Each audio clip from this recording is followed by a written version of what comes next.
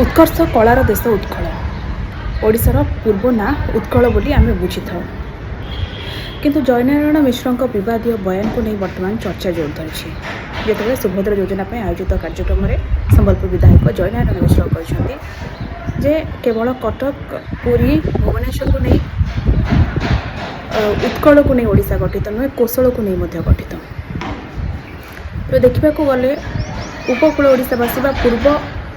अंचलवासी केबे भी कोशल को एक अलग राज्य बा अलग बोली निजठू भावती ताहा मध्य ओडिशा रे अंतर्भुक्त किंतु जयनारायण मिश्र जो विवादीय बयान देते जे ओडिशा रे मिसी आमर ऐतिहासिक भूल होइछि ताहा को नहीं वर्तमान प्रश्न उठुछि जे पूर्व ओडिशा जितेबले अधिक विकसित अधिक डेभलप्ड पश्चिम ओडिशा कहीं से डेभलप नुह जो कौटा कौटी पश्चिम ओडिशावासी मन में पूर्व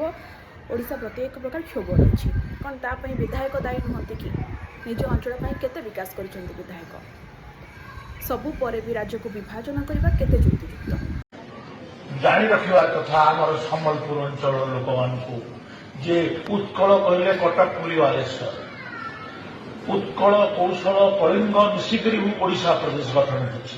केवल उत्कल जयगान गाइब कौशल कलिंगर कौन जयगान हम गोटे मानसिकता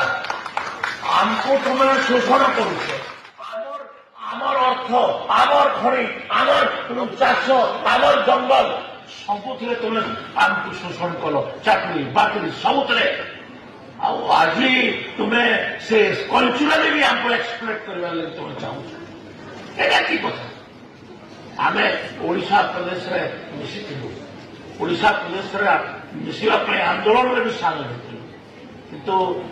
ओडिशा रे मिसिक आम सबुठ बड़ भूल है आम ओडिशा प्रदेश में मिसु आम गोटे ऐतिहासिक भूल ऐतिहासिक भूल को आम बारंबार कहूँ तो आज आम से कथा गुड़ाक न जाइए आम सुभद्रा योजना कथा अच्छी सुभद्रा योजना